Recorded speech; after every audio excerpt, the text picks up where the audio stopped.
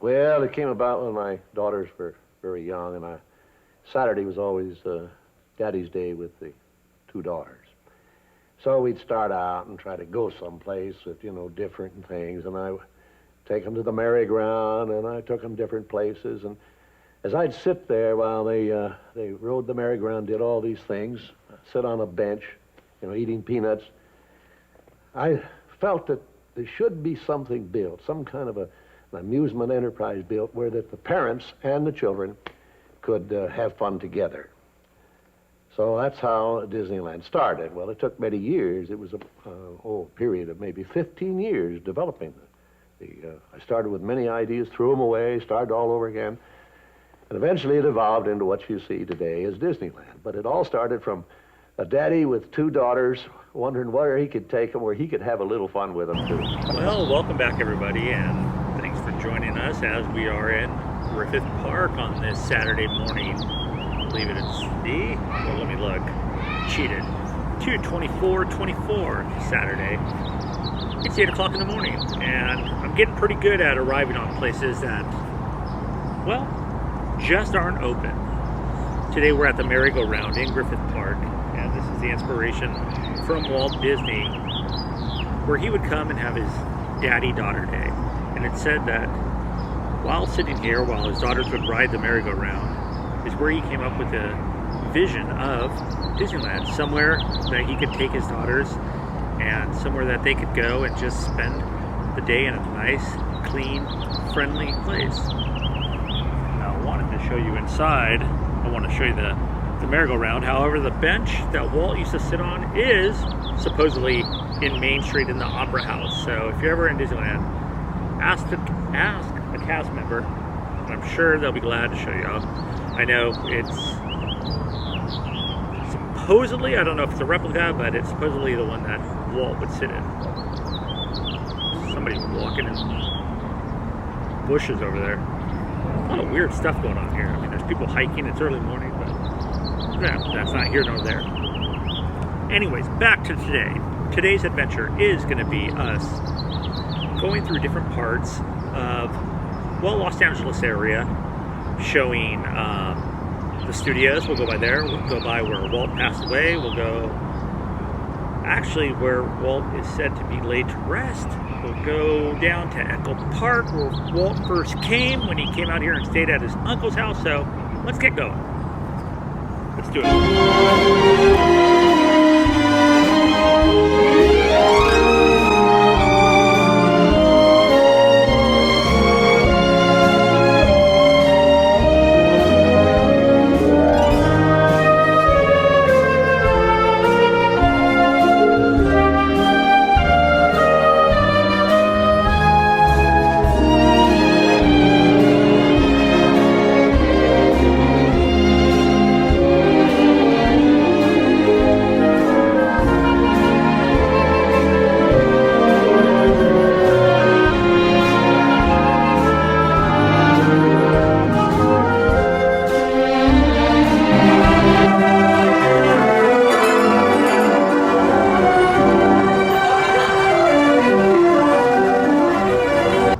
Just wanted to give one more view of the carousel, even though the gates make it look ugly while they're rolled down.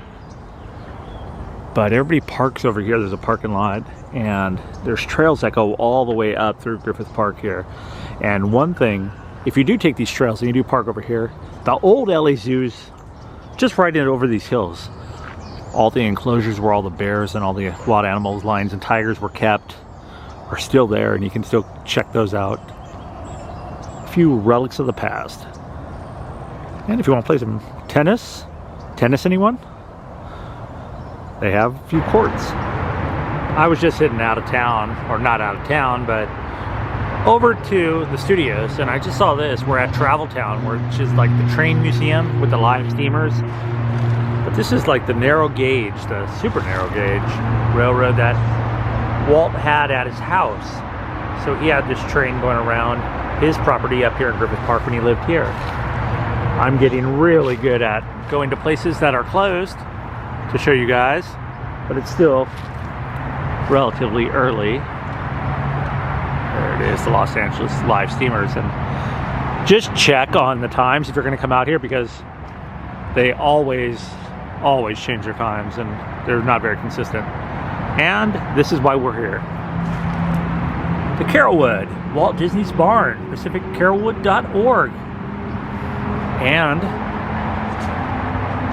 the barn of Walt Disney and some trains that he had and some other little mementos are right there inside the red barn. That is his Carolwood barn that was moved over here. So yeah, you can go inside it, you can check it out, and you can ride the train around if you so choose, if they are open. But just want to stop by and show Walt's barn. Maybe we can find something that's open today too. I was driving down the main street that goes around Griffith Park, and I saw you can actually see the barn a little bit better from the street. So this is the backside of Walt's barn, and right in front of us is the train that goes around the area here. Got a little car over there as well, but yeah, a little bit better view of Walt's barn for you. Peek inside the window if you choose. There it is.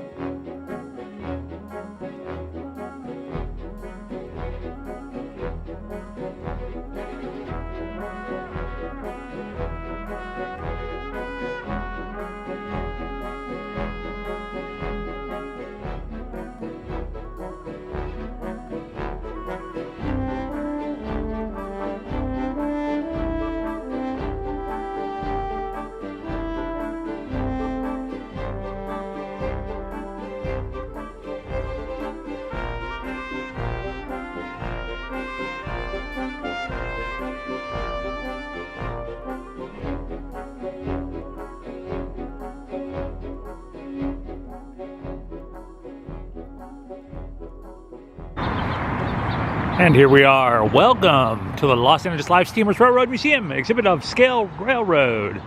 Open to public view every Sunday, 10:30 to 3. So it's not even going to be open today, but yeah, the hours, like I said, are really weird here. So just check it out. That looks like the Main Street station. I'll go look up here and see if you can see it a little bit better. I got my coffee now. The only problem is I got this nice warming mug. However, it keeps it warm, hot, for just way too long. Here we go, Rattlesnake Trailhead. It's a little cold this morning, but we are right there by the Ventura Freeway and the LA River. Sneak up here by the Santa Fe. You can still see we've had some good rains this way. No smoking, no discarding, no burning. Oh yeah, you can see a lot more. This should really be open a lot more often. Oh, look, we're on top of a tunnel here of sorts. There we go. Now you don't have to look through the chain link fence.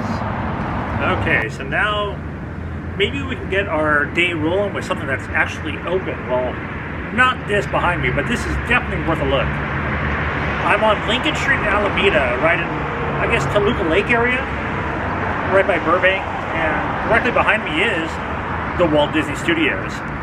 So if you've never seen the Walt Disney Studios, or you're not from Southern California, passing down this street, it's quite a sight. And even myself being lucky enough, because of my mom being able to get me in to go in the commissary and just to walk around the studios. And actually, a little fun fact, I had a job interview in there that I didn't take the job because at the time, well, it didn't pay enough, and I had another job, which I kind of regret.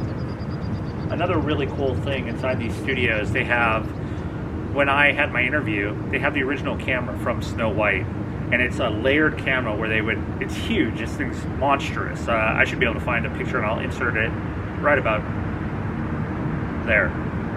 But yeah, so they have the original camera and all the time in the frame, set by set by set, picture by painting by painting by painting, that they would have to overlay to create Snow White. And won, what is it, I forgot, 11, 12 awards, rightfully so. But we're gonna go walk across the street and just take a look at the studios, and then actually a sad ending directly across the street from the studios.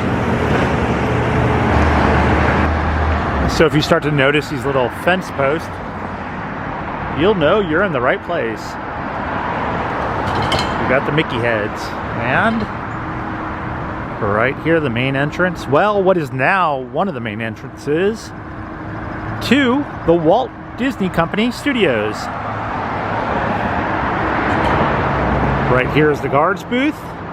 The original studios are right behind here. This is where Walt's office is, and Adam the Woo was lucky enough to go inside there. And I'll show you real quick through the bars. So those are the old studios, and you can see just the grounds out here. This is the area that was used in the movie Saving Mr. Banks with Tom Hanks. Over here in the G. Wells building, that's where if I remember correctly, that's where the Snow White camera is. This little middle place is like their area of honor for all the past animators and people that have made contributions to Disney. And there used to be a huge pond in there, which they took out, which is definitely a shame. But as I sit here, look at this. A gentleman sitting on the bench. Right there. I believe that's Walt Disney. Looks like Walt's foot. Some sort of penny loafer. It's kind of sad that these trees are here, but I mean, with them, you can't really see the building. And there's the Seven Dwarfs holding up the building, and then you got Dopey right there at the very top,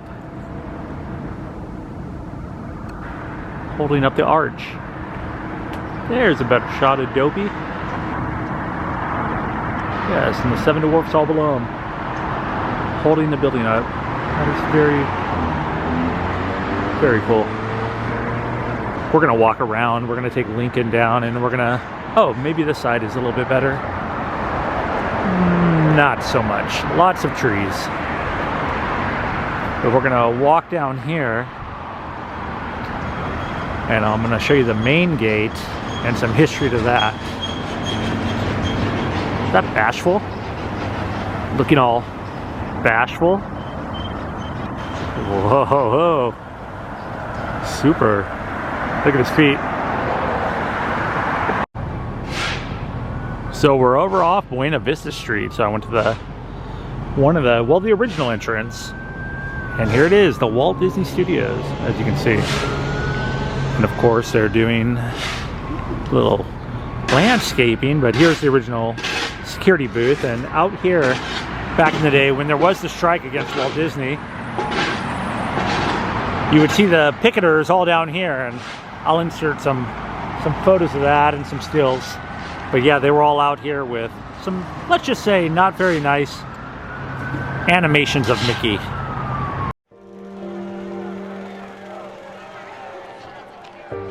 When he drove up to his studio gate on May 29, 1941, the picketers were already on the march. Walt Disney was forced to wend his way through more than 200 of his striking workers.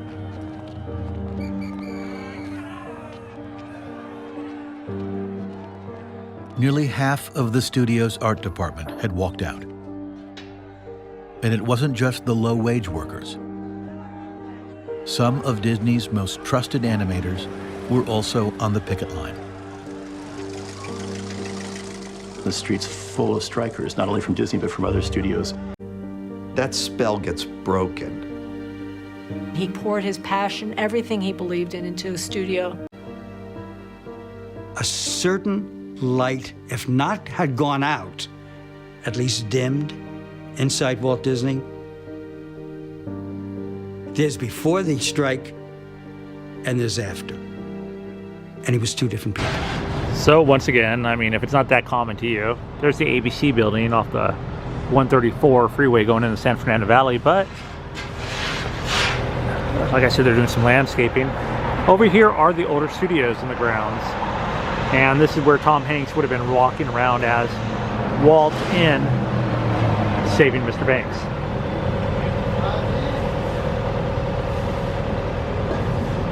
I love just the mid-century style of it all. And right here on the left-hand side, that was the commissary, and then they used to have the studio store directly right over here too. So directly over here is the forest lawn, and then we have the studios here. And on November 30th, 1966, Walt was not feeling well and was brought to St. Joseph Medical Center, which is, as you can see, the juxtaposition directly across the street from the studios. And this is the older building, so I would figure most likely this one, and we'll walk over to the front, would have been where they brought Walt to. I mean, Walt was a known smoker ever since, you know, his early days. He was in World War I, and Walt also smoked cigarettes without a filter. So on December 15th, 1966, Walt Disney said goodbye. And I gotta say, changed a whole lot of stuff. I mean, while this was going on, Florida was well underway. I mean, they were doing the Florida Project, which is now Disney World. And Roy, you know, as it's known, carried that on and the legacy, and actually was out in the Seven Sea Lagoons, as most of you guys know, where he just enjoyed it and, you know, thought about his brother and remembered Walt Disney's vision. So right on cue and directly across the street is St. Joseph's Medical Center, and that's another one of the original, bear with me here, another one of the original, why am I trying to talk?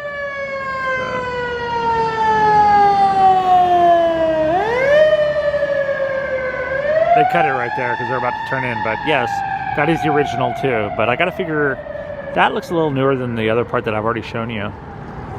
So I would figure the older building over there is actually where Walt probably passed in 1966. Okay, so we have made our way over to Glendale, to the Forest Lawn in Glendale. The place is huge. If you want to know how to get to see Walt, send me a message. Otherwise, go up the hill, stay to the right, look for the Court of Freedom. It's easily noted everywhere. So we're going to go pay our respects to Walt, and maybe stop by a couple other famous people on our way to see Walt. This is pretty interesting. Let's go. I'm currently the only one here. There's no cars around. So they have the Court of Freedom over there, and it says, "A reminder to all Americans of the battles of mind and war which were fought to establish freedom for you and your families. With God's help, can the Americans of today do less?" It's a good message. I think a lot of people probably need to read that nowadays, but okay, so we're gonna head in. So if you park right there, and you'll see the Freedom Mausoleum over there, and that corner is where Walt is, but we'll get there in a second. I want to walk over here, and most of these areas are locked up or sometimes open on the weekends. As we make our way down, show the mural of the past presidents. I thought this was kind of cool. Look at the mosaic production of the Trumbull's famous painting is 20 by 30 feet, 3 times the area of the original. It contains nearly 700,000 pieces of glass, some only 1/32 inch, and about 1,500 specially blended shades. The artist noted his portrayals of the colonial America and Americans. But look at this fun little game if you want to play that. And they also have a cheat sheet down below. Denotes everyone in the photo.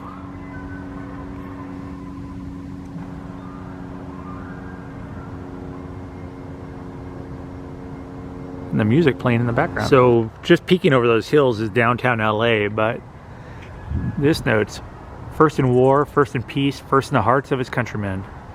Statue of George Washington right here. Washington at Valley Forge. So if you're coming up this way, you're going to want to enter in to the left. And so we've made our way to the Freedom Mausoleum.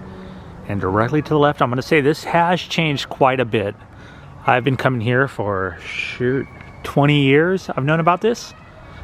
And in this corner, you used to not even be able to see anything. There was just trees, and you wouldn't even know anybody was here. They're not renovating. I'm going to open the gate, walk in here for a moment, and I'll show you Walter Elias Disney, Lillian Bonds Disney, Robert Brown, Sharon Disney, Braun Lund, and their ashes are scattered. So this corner used to be just a bunch of trees with nothing noting. There was nothing over there. So it's kind of nice that they actually have a place in memory of Walt. Rest in peace, like Walt. I was saying, when I used to come here, there was no hedge here, there was nothing. It was just a big tree and it was all overgrown. My dad and my brother, who was very small at the time, I just knew about it because a friend showed me. But there was no plaque up here, or not that I remember. If there was, it was well overgrown. But the one thing that was here, and I do want to point out to you, is still here. And it's right here. Whoa. B went by my head. That right there is the concept, the statue for the Little Mermaid. And that kind of gave it away. That's how you knew back in the day. So, want to take a look at it?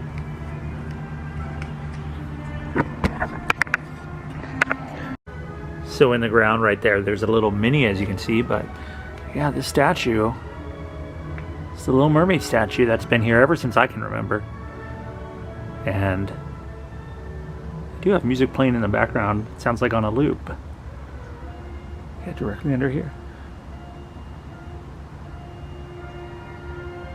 If you ever want to know how to get here, like I said, send me a message. I'll be glad to help you or walk you through it. As you leave the gated area, looks like somebody left a little goofy here too. Just want to say thank you, Walt. One more thing while I was here, I just wanted to stop by in the mausoleum, and if you go downstairs and go to the right, just because he brought me so much joy throughout my lifetime and childhood, is Larry Fine and Mabel Fine. And that's right, Larry Fine of, you guessed it, the Three Stooges. Rest in peace, Larry. Well, that's going to do it for this part of the cemetery and paying our respects to Walt. I'm trying to go in, since I drove up from Southern California, I'm trying to go in somewhat of an order. Otherwise, I'm all over the place. It would take hours to do, so I started very early this morning. Next, we're going to Echo Park. We're going to go look at Walt and Roy's uncle's house, where they came and they had the first Laugh-O-Gram cartoon studio in the back where they worked on their animations. So we'll go to that house. Thankfully, that's been saved. And then we'll try to find the studios and go in Echo Park. And that's where Walt met, well, his wife. So, we're just making a day out of this. I got a couple other things to shoot, though. Got the appropriate shirt, Disneyland Records. And let's go find some more places.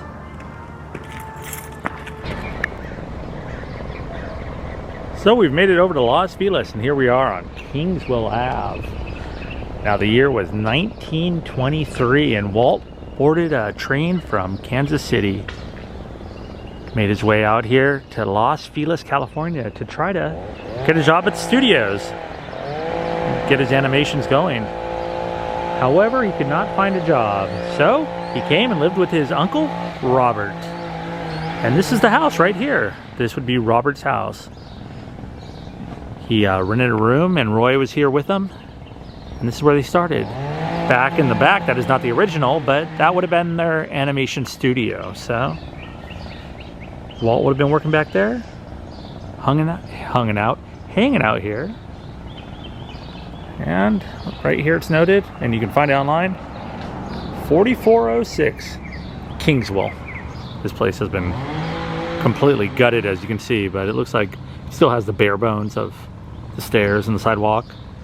And when they could, Walt and Roy moved directly across the street. 4409 from good old Uncle Robert. And they would have been living there. So glad to finally make it out here. And most of these houses around here are hipster little mini mansions now. A few of them still are authentic. Like this, looks like it has a couple units in it, unless it's a family home. But these people really kept it up quite nicely. Walt would be proud. Okay, now we're gonna head over to the Laugh-O-Gram Studios. You can see Walt walking out the door right there. Also, if you want to see a video of when they were redoing the whole inside and stuff, I know Justin Scard was lucky enough to go inside. So look at Justin Scard, Walt Disney House. Walt would have been walking right down there. Thoughts of Mickey in his head. Okay, so we made it over to Walt's first studio, and I think it's funny because some people came out of the house as I was just there, and they were just looking, and it's, as you can see, I'm very inconspicuous. Yes, yes. Are you here to see Walt? No, not at all. Walt who? Flashing lights. But yeah, so we made our way over to the first studio where Walt and Roy were. Okay, that was loud. So we're gonna go take a look at the front of it. And this is where he would have met his wife as well. And he would drive her home, and that's how they really got to know each other. And from there on, the rest is history, as they say. So, studio. Okay, so here we are. And so we're in Los Feliz, and let me just say, it's early morning, and this guy right here in the Mercedes still tried to get me to park for $8. Yeah, that's fine. I found a place on the street real quick. So right here, with that being said, right here is Walt and Roy Disney's first studio. This is directly down the street, as you can see. About a mile that way would have been where their uncle lived. That is really cool. And inside it notes, first Walt Disney Studio, 1923. Look. And another balloon picture of Mickey right there. That's cool that they still embrace it. Look at these bricks too. Walt would have been outside here for a smoke. I am not going to be in the office for a couple of days. If you need something that's important. Oh. Try to get in there so you guys can see a little bit better. So, Mickey carpet. Really just doesn't show all that much. Here's a sign that says Disney Brothers Studios. 100 years ago, on October 16th, 1923, Walt and Roy Disney signed their very first business contract to create and deliver a new series of motion pictures, thus forming the Disney Brothers Studios. Within the walls of this building, they produced these short films known as Alice Comedies, which featured a unique combination, live action and animated. Whoa. And there they are in front of the building. Try to get both of them in frame. There's Walt and Roy hanging out. Oh, they have some Kingswell skate decks. Got a half a nice day. Really interesting take on Mick. I wonder what Walt would think of this picture. Also known, eaten by flowers. It's really cool how they are keeping this place authentic. And being a skateboarder, I'm glad it's a skate shop next door to it. Yeah. Would have been directly outside here. The First Studios, Los Feliz, California. So I'm going to take a peek around back real quick. I want to show you just the back. There's not much going on back here, but this would have been the back of the studios, and these two doors would have led you in to the Disney Brothers Studios, where they'd be working hard at work on the Alice movies inside. Okay, LA's getting a little crowded for me, and this is why I don't live here anymore. So with that being said, from hipster Los Feliz now, just want to say thanks for watching. Please consider subscribing. Disney Brothers Studios, Disney Records. Leave a comment, and see you next time. To all who come to this happy place, welcome. Disneyland is your land. Here age relives fond memories of the past, and here youth may savor the challenge and promise of the future. Disneyland is dedicated to the ideals, the dreams, and the hard facts that have created America, with the hope that it will be a source of joy and inspiration to all the world.